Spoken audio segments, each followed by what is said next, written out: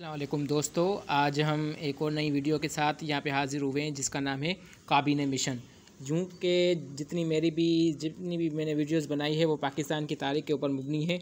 तो आज हम जो है वो एक और नई वीडियो के साथ आए हैं जिसका नाम वो है काबीना मिशन। आज दोस्तों हम काबीना मिशन के बारे में पढ़ेंगे कि इसके अंदर क्या क्या चीज़ें जो है वो दिखाई गई है, इसके पीछे क्या बैकग्राउंड था, किस तरीके से पाकिस्तानी हुकूमत ने और इंडिया ने मिलकर इस मिशन को कितना कामयाब किया, क्या नहीं हुआ, इसके अंदर कौन सी चीज़ें जो हुई वो हम इसके अंदर जो है वो पढ़ेंगे। तो सबसे पहले आपको बताते हैं कि काबीना मिशन के अंदर क्या हुआ था कि इंसाफ तो ये था कि आम इंतखाबात के बाद पाकिस्तान के क़याम की राह जो है वो यहाँ पे एक काबीना मिशन के अंदर एक आम इंतखाबात हुआ था जिसके बाद पाकिस्तान की जो राह थी वो हमवार हो गई थी। दूसरा ये था कि मगर अफसोस कि बरतानवी हुकूमत एक बार फिर हिंदुस्तान को मुतहद रखने की कोशिश में सरगर्म होगी। अब यहाँ पर बरतानवी हुकूमत को धचका था कि अगर हम मुसलमानों के क़याम में चढ़ेंगे तो फिर हिंदुस्तान की बड़ी जो रियासत है वो हमारे हाथ से निकल जाएगी।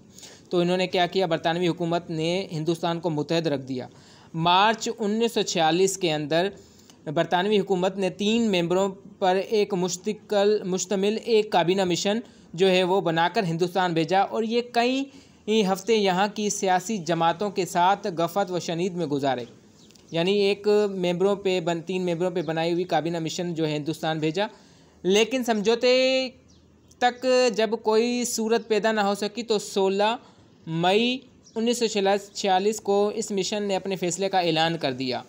ऐलान क्या किया था दोस्तों, इसमें ऐलान में ये बताया था कि हिंदुस्तानी रियासतों को और सूबों को 3 जो है वो ग्रुप में तकसीम कर दिया, ग्रुप ए, ग्रुप बी और ग्रुप सी।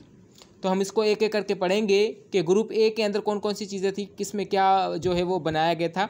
तो ग्रुप ए के अंदर जो है मद्रास, मुंबई, यूपी, बिहार, सीपी और अरसिया जैसे जो है बड़े सूबे को जो है वो तकसीम कर दिया था ग्रुप ए के अंदर, जिसके अंदर हिंदू अक्सरियत वाले सूबे कहलाए जाते हैं। ये वो सूबे थे जिसके अंदर हिंदुओं की अक्सरियत ज़्यादा थी। अब ग्रुप बी की बात करें तो ग्रुप बी के अंदर क्या था कि पंजाब, शुमाल मगरिब, सरहदी सूबा और सिंध, ये हिस्से जो है वो इस ग्रुप के अंदर जो है तकसीम कर दिए गए थे या इसमें अंदर डिस्ट्रीब्यूट कर दिए थे, जिसके अंदर शुमाल मगरिब के अंदर मुस्लिम जो है वो उसकी अक्सरियत ज़्यादा थी। इस सूबे के अंदर जो है वो मुसलमानों की अक्सरियत ज़्यादा थी। अब ग्रुप सी की बात करते तो इसके अंदर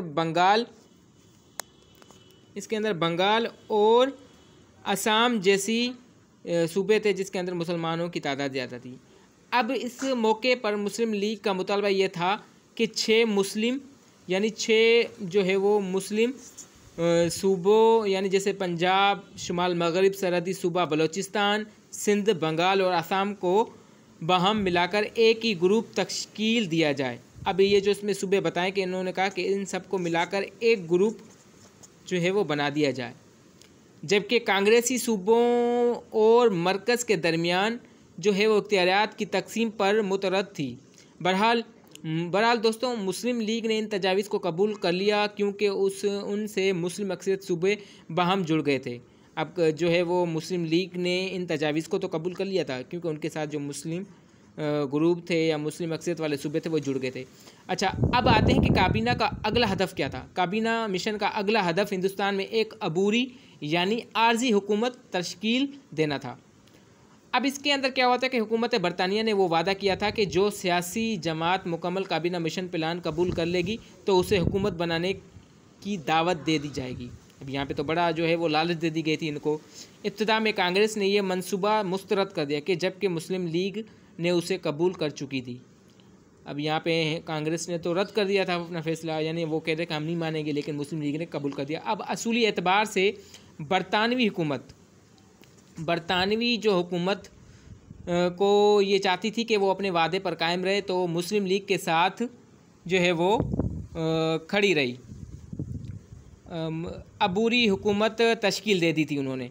सदा अफसोस कि यहाँ एक बार फिर मुस्लिम लीग के पीठ में छुरा घोंपकर बरतानवी हुकूमत इस मामले को उस वक्त तक मुलतवी किए रखा जब तक कांग्रेस से सरबाज करके उसे अबूरी हुकूमत बनाने पर राज़ी ना कर लिया गया था। अब यहाँ पे बरतानवी हुकूमत तो पहले ही जो थी वो पाकिस्तान के ख़िलाफ़ थी, मुसलमानों के ख़िलाफ़ थी, वो तो कांग्रेस का साथ दे रही थी।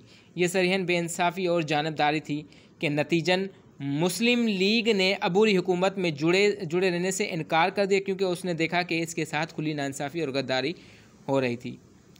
तो फिर एक तवील गौर व खोद के बाद कायदीन मुस्लिम लीग इस नतीजे पर पहुँचे दोस्तों कि वो मौजूदा हालात में हुकूमत से दस्तबरदारी का मुतालबा कर बैठे और कांग्रेसी के लिए सियासी मैदान खाली छोड़ दे। अब यहाँ पर जो कांग्रेस थी वो मैदान छोड़कर भाग गई, जो कि किसी तरह भी दानिशमंदाना फैसला नहीं था। चुनाचा मुस्लिम लीग ने मुसलमान हिंद के मफादात को पेश नज़र रखते हुए अबूरी हुकूमत में शमूली अख्तियार कर ली थी।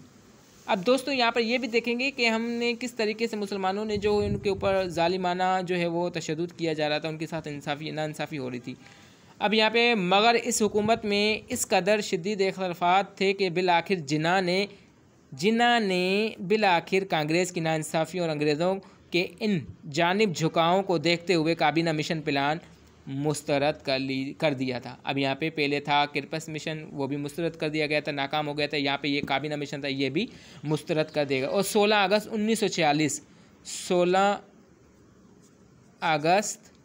1946 को रासत इक़्तिहाम के दिन का ऐलान कर डाला। तो दोस्तों ये था काबीना मिशन, जिसके अंदर हमने पढ़ा कि किस तरीके से कांग्रेस और बरतानवी हुकूमत मिलकर मुसलमानों के ऊपर किस तरीके से अपनी हुकूमत बनाना चाह रहे थे और अपनी मुसलमानों के ऊपर जो है नाइंसाफ़ी कर बैठ जा रहे थे वो बिल्कुल। तो ये काबीना मिशन था जिसको जो है वो जिन्ना ने बिलाखिर कांग्रेस की नाइंसाफ़ी और अंग्रेज़ों की जानिब झुकाव देखते हुए काबीना मिशन को मुस्तरद कर दिया। उम्मीद करता हूँ आपको मेरी बनाई हुई वीडियो बहुत पसंद आई होगी। I hope you will like my videos and please subscribe my channel and share my videos. Thank you.